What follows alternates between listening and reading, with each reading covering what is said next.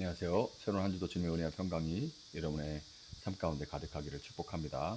오늘 본문은 이사야 30장입니다.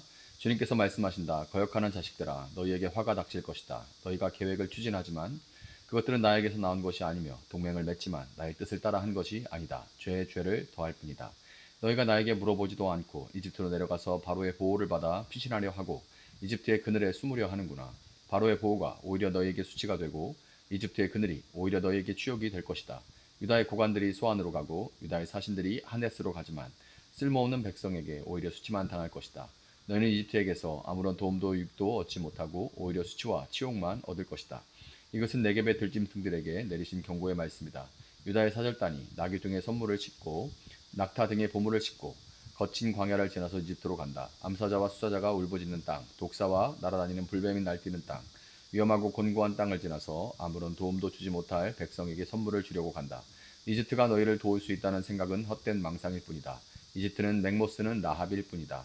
이제 너는 가서 유다 백성이 어떤 백성인지를 백성 앞에 있는 서판에 새기고 책에 기록하여서 오고 오는 날의 영원한 증거가 되게 하여라.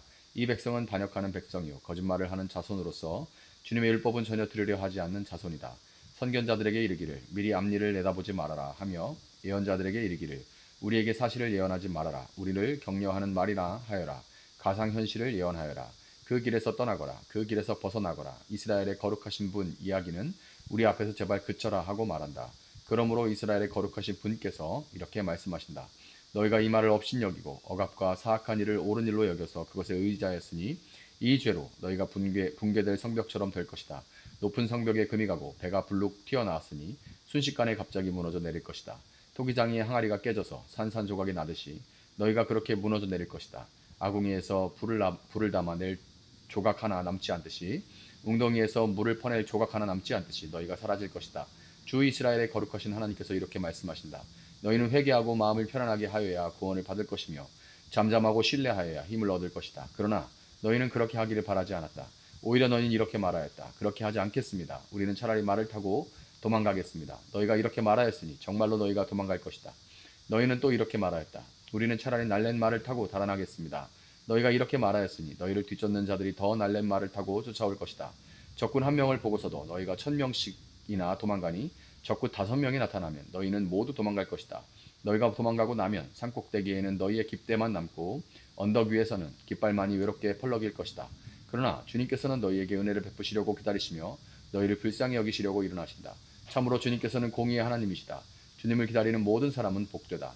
예루살렘에 사는 시온 백성아, 이제 너희는 울 일이 없을 것이다. 네가 살려달라고 부르짖을 때에 주님께서 틀림없이 은혜를 베푸실 것이니 들으시는 대로 너에게 응답하실 것이다. 비록 주님께서 너희에게 환난의 빵과 곤란의 물을 주셔도 다시는 너희 스승들을 숨기지 않으실 것이니 네가 너의 스승들을 직접 뵐 것이다. 네가 오른쪽이나 왼쪽으로 치우치려 하면 너의 뒤에서 이것이 바른 길이니 이 길로 가거라 하는 소리가 너의 귀에 들릴 것이다. 그리고 너는 네가 조국하여 은을 입힌 우상들과 네가 부어 만들어 금을 입힌 우상들을 부정하게 여겨 마치 불결한 물건을 내던지듯 던지면서 눈앞에서 없어져라 하고 소리칠 것이다.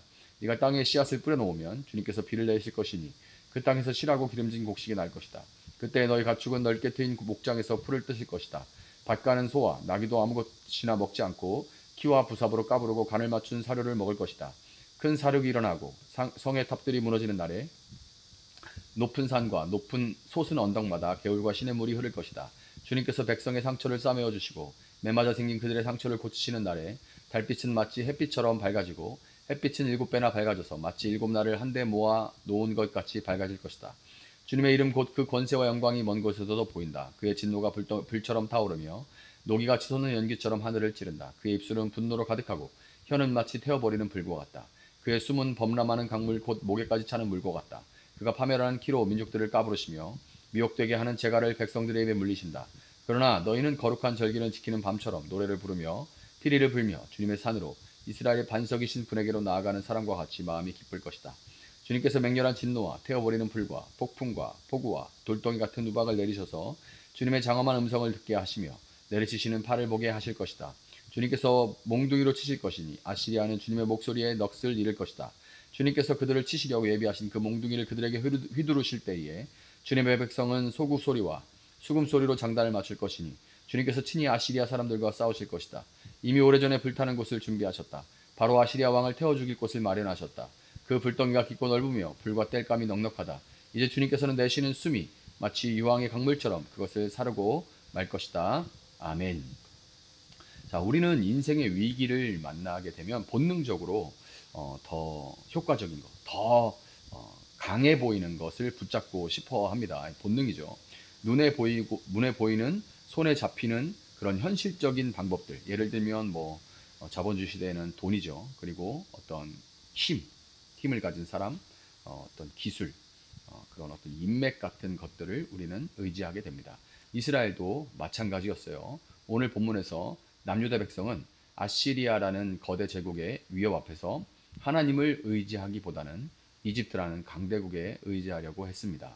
누구에게, 무엇에게 의지하는가? 결국 이것이 누구를 믿는가의 이 믿음의 문제입니다. 이에 대해서, 이런 이스라엘의 태도에 대해서 하나님은 남유다를 향해 단호하게 말씀하십니다. 거역하는 자식들아, 너희에게 화가 닥칠 것이다. 화 있을진저 이죠. 너희가 계획을 추진하지만 그것들은 나에게서 나온 것이 아니며 동맹을 맺지만 나의 뜻을 따라 한 것이 아니다. 죄에 죄를 더할 뿐이다. 자, 하나님을 따르지 않고 하나님의 뜻을 구하지 않고 인간적인 방법만 찾는 그런 모습, 그것은 곧 하나님을 외면하는 선택이 되는 거예요.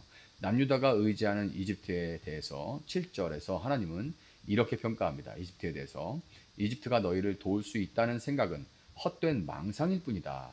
이집트는 맥 못 쓰는 라합일 뿐이다. 여기서 라합은 고대 신화에, 고대 중동 신화에서 무서운 바다의 괴물, 당시에는 바다가 이제 수평선 너머로 떨어진다고 생각했기 때문에 리워야단과 이 라합 이런 것들이 바다에서 이제 배들을, 또 그렇게 멀리 나간 배들을 삼킨다, 이렇게 생각을 했습니다. 바다 괴물이에요. 라합은 바다 괴물, 그렇게 능력 있고 무서운 존재로 이집트를 남유다는 여겼지만, 하나님 보시기에 지금의 이집트는 전혀 위협적이지도 않고 효과적이지도 않은, 그저 무기력하게 맥을 못 쓰는 그런 가만히 앉아있기만 한 존재일 뿐인 거예요. 이 말씀은 오늘 우리의 삶에도 동일하게 적용이 됩니다. 우리가 위기 앞에서, 삶의 어려움들 앞에 하나님보다 먼저 본능적으로 찾게 되는 그런 세상의 것들을 의지할 때 생각이 날 수는 있어요. 그러나 그런 것들을 정말 쫓아 따라갈 때 그 세상은 처음에는 강해 보이지만 결국에는 아무런 힘이 되지 못할 뿐더러 종국에는 또 다른 문제를 불러일으키거나 더 큰 문제를 이야기할 때가 참 많은 것이 사실입니다. 돈만 쓰고 힘만 쓰고 에너지만 쓰고 속만 상하고 더 문제는 꼬이고, 이런 경우들이 참 많죠. 하나님의 문제 제기는 여기서 그치지가 않아요. 하나님은 남유다가 이런 상태에 빠진 것은 그들이 듣고자 하지 않았기 때문이다 라고 지적을 하십니다. 그러니까 그들이 영적인 귀가 멀어 있다라는 그런 의미인 거예요. 10절에 선견자들에게 이르기를 미리 앞일을 내다보지 말아라 하며 예언자들에게 이르기를 우리에게 사실을 예언하지 말아라. 우리를 격려하는 말이나 하여라. 가상현실을 예언하여라. 이게 무슨 말입니까? 귀가 닫혀 있단 말. 귀가 있지만 그러나 영적인 귀가 닫혀 있다. 귀가 간지러워서 회개의 메시지는 거부하고 달콤한 위로와 축복의 메시지만 듣고 싶어 했던 겁니다. 자신들이 듣고 싶은 것만, 듣고 싶은 것, 그런 말만 듣고 보고 싶은 것만 보려는 태도는 결국 하나님을 멀리하게 만들어 버리고, 이러한 불신앙은 결국 13절의 징계와 무너짐으로 이어지게 되어 있는 거예요. 이 죄로 너희가 붕괴될 성벽처럼 될 것이다. 높은 성벽에 금이 가고 배가 불룩 튀어나왔으니 순식간에 갑자기 무너져 내릴 것이다. 자, 이러면 하나님 앞에 이제 이런 말씀을 들으며 엎드릴 만도 하건만 유다 백성들은 자신들의 방법만을 계속해서 고집했습니다. 16절에 그렇게 하지 않겠습니다. 우리는 차라리 말을 타고 도망가겠습니다. 차라리 말 타고 도망가면 되지. 이렇게. 이것이 바로 인간의 해결책의 한계죠. 하나님을 등지고 내 방법을 선택할수록 무너짐은 더 커지고 더 빨라질 뿐인 겁니다. 그러나 참 놀라운 것은 이 와중에도 하나님은 이런 패역한 백성을 향해서도 18절에 너희에게 은혜를 베푸시려고 기다리시며 너희를 불쌍히 여기시려고 일어나신다와 같은 그런 하나님이라는 거예요. 하나님은 진노를 오래 품으시는 분이 아닙니다. 오히려 회복의 기회를 주시기 위해 오래 참고 기다리시는 그런 하나님이에요. 20절에 비록 주님께서 너희에게 환난의 빵과 고난의 물을 주셔도 다시는 너희 스승들을 숨기지 않으실 것이니 내가 너희 스승들을 직접 뵐 것이다. 아멘. 이렇게 말하죠. 이 스승들이라는 말은 하나님의 말씀을 깨닫게 하시는 영적인 가이드, 성령의 사역을 예표하는 겁니다. 스승들이 성령님, 오실 성령님의 사역을 예표하는 거예요. 성령은 우리가 오른쪽으로 치우치든 왼쪽으로 치우치든 우리 마음속에서 이것이 바른 길이다, 이 길을 가라 하시는 그런 하나님의 영이시죠. 성령으로 말미암아서 우리는 마침내 22절과 같이 우상을 버리고 진정으로 회개하게 됩니다. 회개와 성령의 임재 이후에 하나님은 백성에게 23절부터 26절과 같은 온전한 회복을 약속하시는 거예요. 네가 땅에 씨앗을 뿌려 놓으면 주님께서 비를 내리실 것이니 그 땅에서 씨라고 기름진 곡식이 날 것이다. 그때 너의 가축은 넓게 트인 목장에서 풀을 뜯을 것이다. 아멘. 자, 이 장면은 단지 농사와 이 목축의 풍성함만을 말하는 것이 아닙니다. 말세의 마지막 날에 성령이 부어지고 하나님 나라가 회복되는 모습을 상징적으로 보여주는 그런 표현이죠.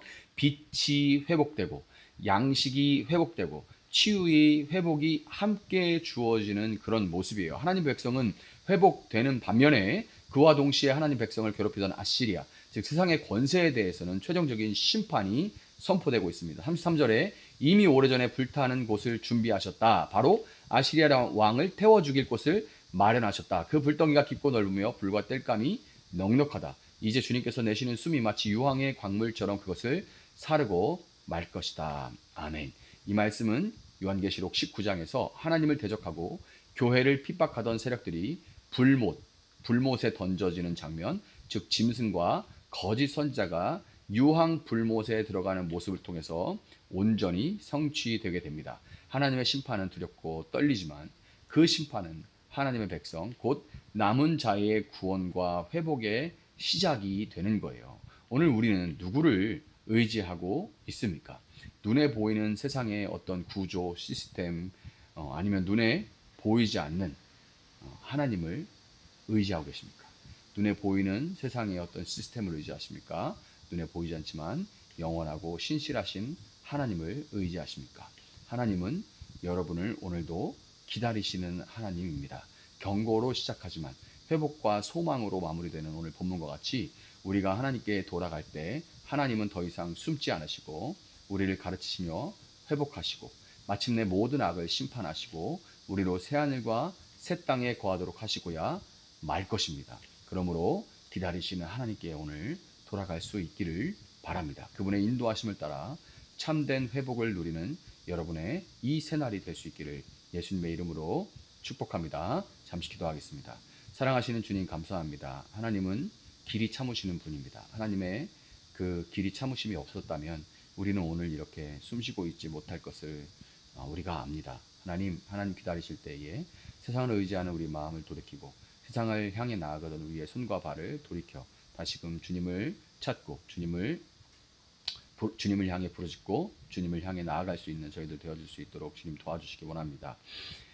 우리가 멈춰 회개하고 주님께 돌이키면 주님께서 우리를 가증하다 하지 않으시고 우리를 미련하다 하지 않으시고 우리를 다시금 만나주시고 우리에게 성령을 부어주실 줄을 믿습니다. 주님 약속대로 우리가 주님 약속을 붙들고 기도하오니 주님 잃어버린 우리 마음 가운데 성령을 부어주시고 주님 메마른 우리 심령을 성령의 담비로 적셔 주시기를 원하고 주님께 붙들린 바 되어서 주님의 그 풍성함 안에 거하며 세상의 땅을 딛고 살아가지만 하늘에 속한 자로 살아갈 수 있는 힘과 용기와 지혜를 주님 우리 오늘 말씀 붙들고 살아가는 성도들에게 부어주시기를 원합니다.